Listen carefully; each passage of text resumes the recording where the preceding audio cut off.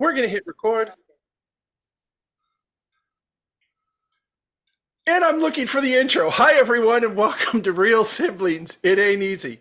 I'm Eric Seaman, realtor with Keller Williams Heritage in San Antonio, Texas, and I am here with my more seasoned sister. Seasoned, because it's a food holiday. With Keller Williams, Southern Arizona, in Tucson, Arizona. In this podcast, we reminisce on how our life and upbringing in the small village of Lindsay, Ohio, impacted our lives and careers in real estate in the Southwest states we now call home. We work to connect what made the two houses we both lived in, along with our parents and brothers, and the two additional houses where Donna raised her family decades later, so influential in our careers. We certainly know that our conversations take a lot of turns, and honestly, we've done less planning on this one, so who knows where this is going to go.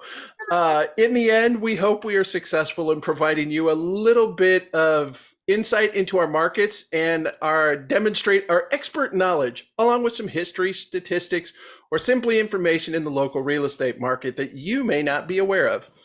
Donna, I think we agreed that now I throw to you and you discuss what we did last time. I think that's what we agreed.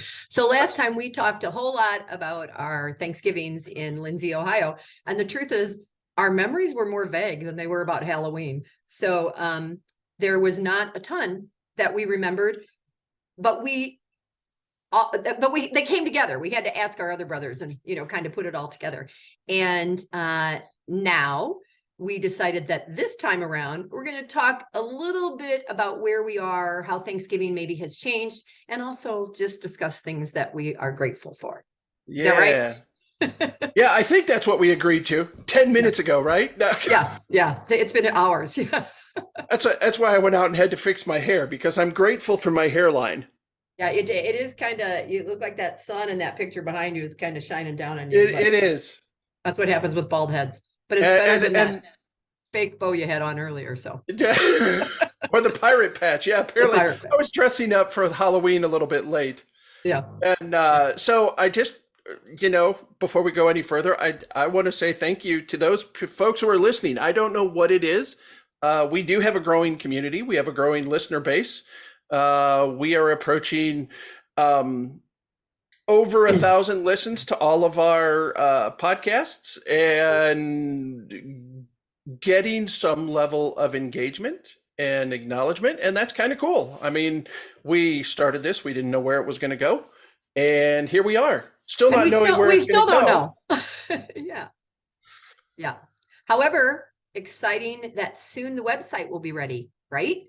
Right. So as we've talked about the website, we've said, we're going to have a website. We're going to share pictures. We're going to do it. And honestly, folks, we've been working on it, as has someone else we paid, because I don't build websites. Right? Yeah, we finally got to the limit of going, okay, we can't do just one more thing ourselves. So we engaged some professional help. Yeah. So Eric, let's talk about your holidays in the San Antonio area, right? Yep. How many years have you been there? Like 27, 20, how many years have you been there? I'm on my 30th year. I got here in May of 1992. So this will be my 31st Thanksgiving holiday here in San Antonio. That's kind of around the same time Dan got to Manhattan, Kansas. Yeah, and maybe we both left. At the time I was discharged and told my services were no longer required by the United States Army. Right. Dan was in a position where they were reducing his pay grade and rank as well, and they offered him the opportunity to leave voluntarily and take some sort of a severance package, which he did. Okay, that's right. That's why, maybe that's part of the reason, because I'm thinking. So yeah, he and the family ended up in Kansas at the same time. I ended up very, very close in time to here in San Antonio, Texas. Yeah. So during that time, you have a new family that, was different from when you first got there. Tell our listeners about Thanksgivings in Helotes. In Helotes and Pipe Creek in the Hill Country. And honestly, this is one of those things that we had talked about tamales, but we're going to talk more about tamales at in Christmas and December. New Year's Yeah. because that's more of a thing, just like black-eyed peas are. Uh, but beyond that, just because with new family, I have family here in town. Yeah. Um, so we have not had to travel frequently. We have chosen to because our daughter Steph is out in Phoenix, Arizona, and That has allowed us to, Rich, still yeah. serving in the Air Force, has been around the country. So we've seen him in Colorado, and we saw Caleb, who Yeah. viewers don't know, but Caleb was just on with us chatting since he's down visiting, something you're Yeah. thankful for, right? Yeah. Um, but other than that, we have bounced around. Sometimes we've filled the house. I've had folks in from out of town with the military training that goes on here in San Antonio at Lackland Air Force Base, which is Air Force Basic Training.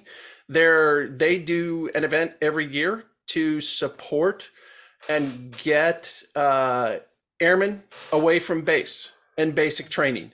So they open it up to the community. You can volunteer, you pick them up, and you bring kids in that you may not know from, and bring them into your house and feed them a nice homemade Thanksgiving as opposed to staying on base and doing KP or barracks duty or whatever else they may have to do. Yeah. Uh, Yeah. there's a huge, one of the biggest Thanksgiving events. Now, of course, COVID, the pandemic affected it the last couple of years, but there is a Thanksgiving dinner for homeless folks that have food insecurities.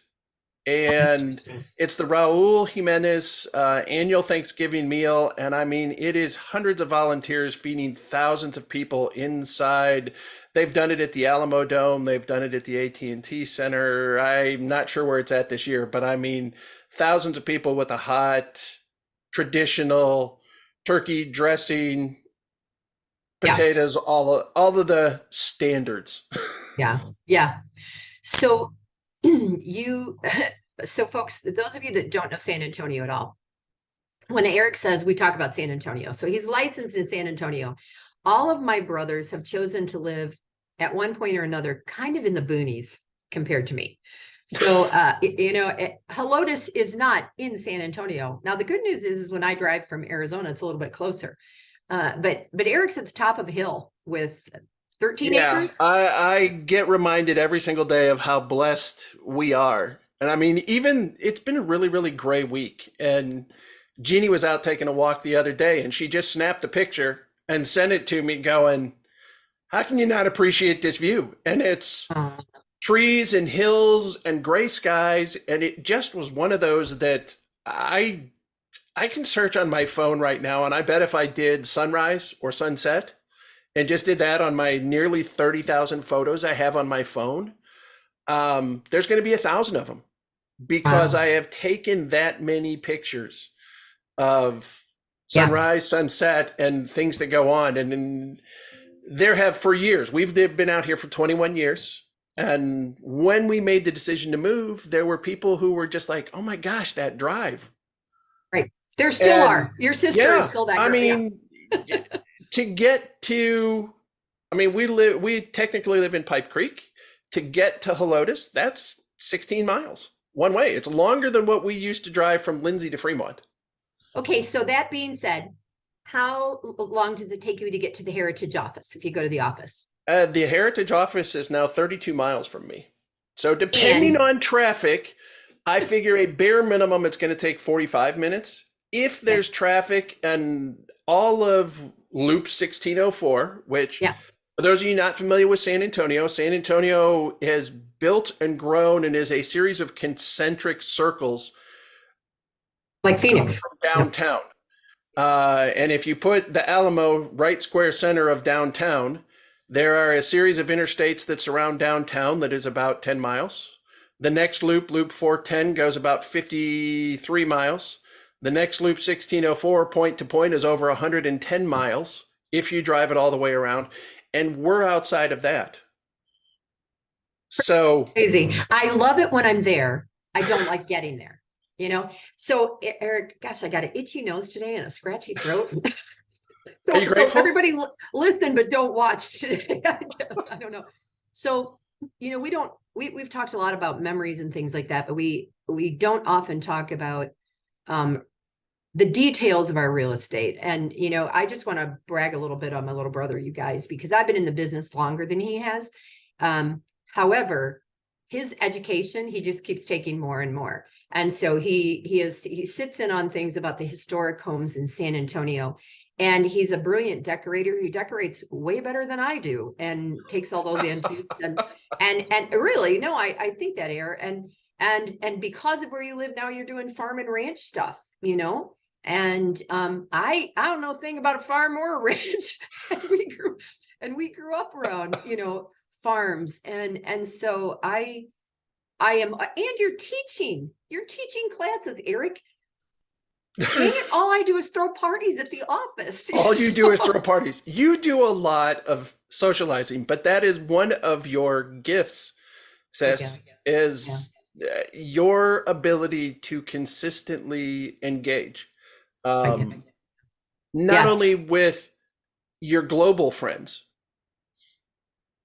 and your travels, and we've had a chance to talk about some of your travels and the most recent trip. I mean, honestly, you were getting together with cousins that I haven't seen since Amy's wedding and have never met. He's got three grandkids. It has been so long and so separated, and not my life circumstances different than yours.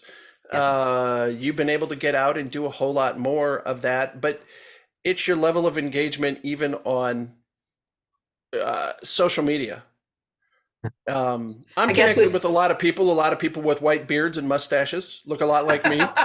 I don't focus on a specific look. So since we brought this up and since we talked Thanksgiving last episode, and we talked Thanksgiving in Lindsay and bringing in guests. So we talked about Drew Macon and his cousin Rodney coming in from Rochester. Right. Separate Thanksgiving was my roommate Vasos. Yeah. And his brother Dimitri coming in. They were both Greek Cypriots. Yep. Coming down and spending time with us. And I spoke to Vas last week. Oh my goodness. The first time in 33 years. Is he living in Cyprus? Where is he? He is not in Cyprus. He is in Miami, Florida. Of course. So when I go see Rich and Susan and Annabelle, we will definitely be getting together. Oh, that's over cool. In Florida. Yeah, it was. And I have to thank his nephew, Kyriakos. Kyriakos is Dimitri's son. And we are connected on Facebook. And I sent Kyriakos a birthday greeting like I do so frequently. He responded. We come back and forth. And it's like, you have got to have your dad and your uncle call me. And last week, I had a call from a Florida number. And it's like, Marathon, Florida. I don't know anybody there. And I let it go.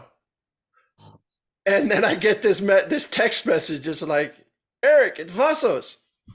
So that was very, very cool. An international family. His wife is Chinese. He met her at University of New Orleans. And then he moved down to Honduras. And I told him I had been hunting for him on social media. And the only thing I ever found, and he goes, you found the golf video. Well, that's got to be another story. But so okay. So what about things, because I've got family and much more, and contrast that to what you have in Tucson. So when we moved here, it's been 22 years when we came from Lindsay to Tucson, and this is where Gil was from. And those Thanksgivings were predominantly with someone in the family because his siblings were all around here in one way, shape, or form. And so we would get together with his mom and dad, and again, life circumstances. So Gil is deceased, and my kids are scattered a little bit. So I live alone in Tucson, and I don't have family in town. Now, as we mentioned, Caleb's here visiting. But every year, I literally today just messaged my clients from Quebec on Facebook and said, have you ever had Thanksgiving in the States? Why don't you come? Because they're at their condo here. and they bought like 13 years ago. And I said, we're not having turkey because I'm not spending $30, but well, so, so that's what my Thursday is going to be, because Caleb will go be with his fiance and her family. And then it'll be with friends who have become family. And we're going to do that Friday. You're going to get together with Beth and the girls? Chelsea and the girls. Yep. And their family. And so, the friends become the family, and tradition changes, and the food changes, because those girls, one is vegetarian, one is vegan. And so you're having tofurkey.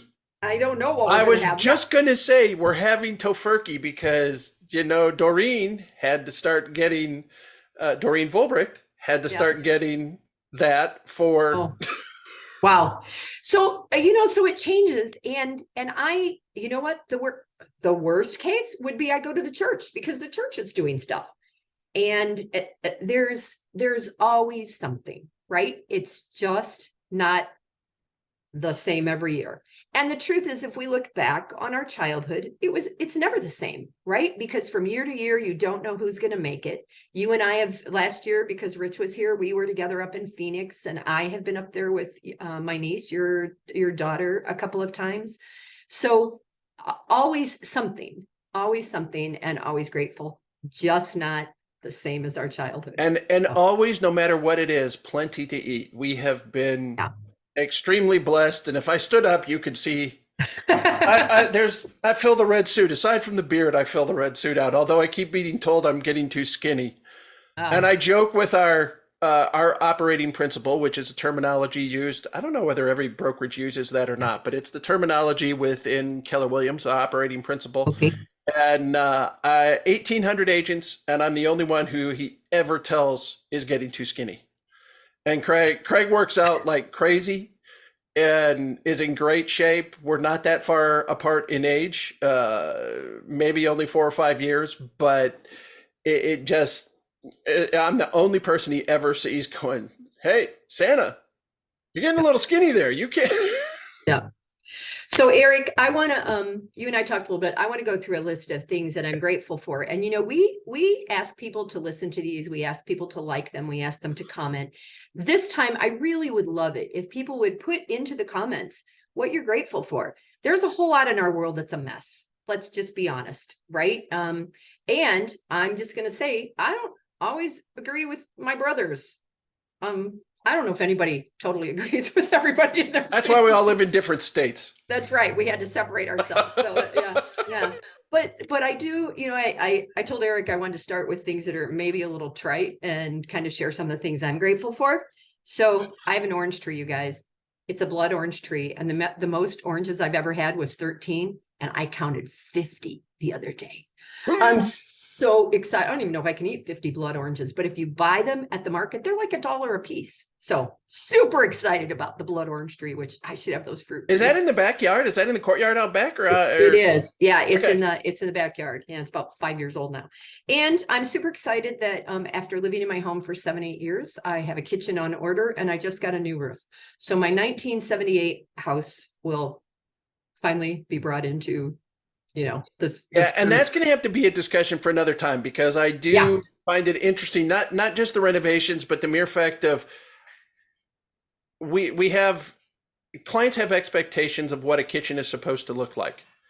And the terminology of when does something go from being the dogs. Ruby's looking for a treat. She just went outside to go to the bathroom, so she gets rewarded for doing her duty. When does something go from becoming old and dated to vintage to nostalgic to where is that arc? Oh, that's interesting. Partially because mine was not well built. And I think there are some from the 70s that were super well built. So I think that'll play into that. Anyway, I'm going to have that done. And as a realtor, we all know that the kitchen brings us value. So it's about time after 8 years. That's right. And I'm going to have my septic fixed. That's really important. That's fun. I also want to say, and I want to make sure we fit this in. So when our father passed away, we were not wealthy people. and we didn't inherit a bunch of money, and he had remarried. But one of the things that Dad did is he left us the residual income from insurance. And we may have talked about this in another episode. Just That, only touched it, I think. yeah. So it started out where at the end of a year, we would get a small check. It was never enough to save our lives. It was never enough to buy a house. It was never that. It was maybe a couple thousand each when it started. I don't remember. Dad died in 2003. So as the money lessened, and we made a decision, and our older brother has managed the money for most of the 20 some years. For all of the 20 years. For all Come of on, the not time. most of it. I mean, Yeah. he was the one because he was a financial advisor and an insurance licensed insurance. It's like, look, he's going to do this. Yeah. So he saves that money. We get together the first weekend after Memorial Day every year, as many of us who can. It has allowed we siblings who don't live close together to see each other. We all get along for most of the 2.5 days, but not always, you know. And it's also allowed some of the next generation of kids to know each other who wouldn't be close to each other. It's not like when you grew up and all your cousins were down the block. So super grateful for that and for that small legacy. It's ending soon. Yeah, we're finally reached the end. But like you said, Dad's been gone for 20 years. Yep. And I never understood as an independent insurance salesman when he talked about renewals, what that meant. Right.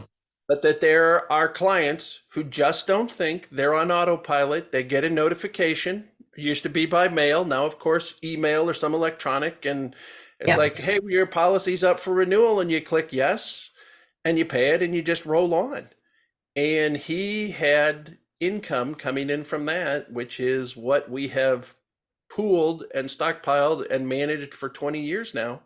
To cover food and meals and things like that when we get together. We've gotten to the point where we were covering some of accommodations originally. Yeah. And now we use it primarily for food. Food and an event, one activity or something. Yeah. So, and then lastly, I'm sorry. Go ahead. Nope. The last thing I just want to say is, I mentioned Caleb is home. And for those of you that are Facebook friends, you know that Caleb and his girlfriend Jessica recently got engaged. So for the first time, I get to be the mother of a groom. I have 3 brothers and 3 sons. I'm like super excited to just get to be the mother of someone getting married. Yay. Because I told them it's all about me. No. Is that going to be another 8 years? Pardon? No, better be before that. Yeah.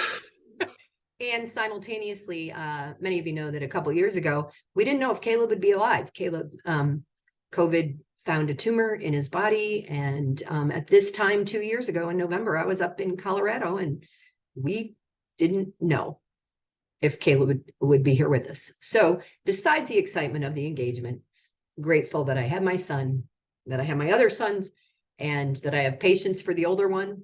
And so I need to not That's cry. one of those ones you got to be careful. Don't pray for patience.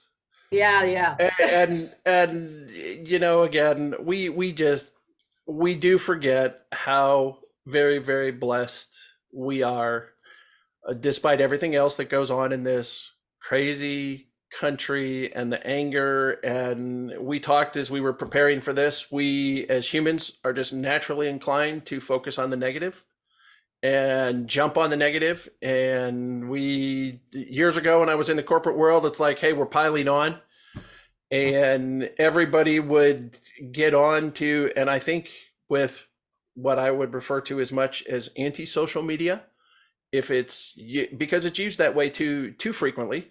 I was talking just even the other day, following sports and football games, and watching my football team, alma mater, fall apart the other day.